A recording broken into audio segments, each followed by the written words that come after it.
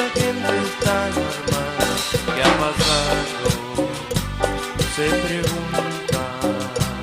¿Qué ha pasado en el mundo?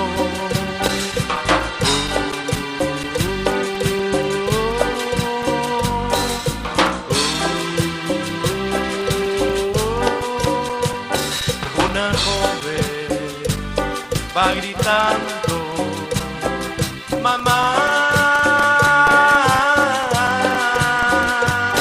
Un esposo va buscando su familia.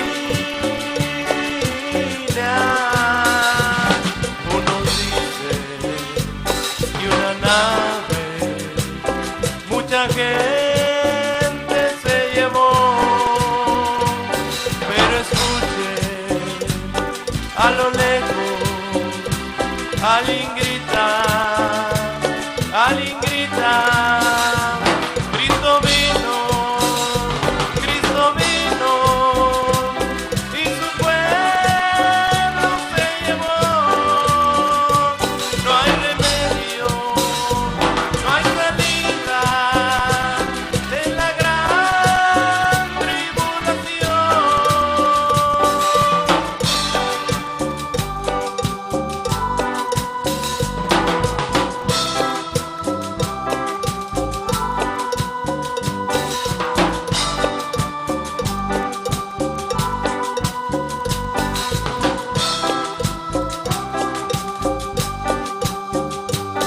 Soy un grito, un lamento, un sollozo. Mucha gente está alarmada. ¿Qué ha pasado? Se pregunta. ¿Qué ha pasado en el mundo?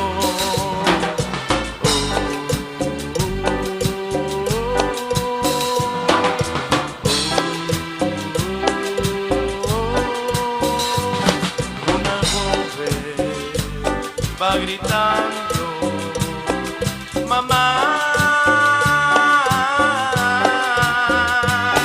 Un esposo va buscando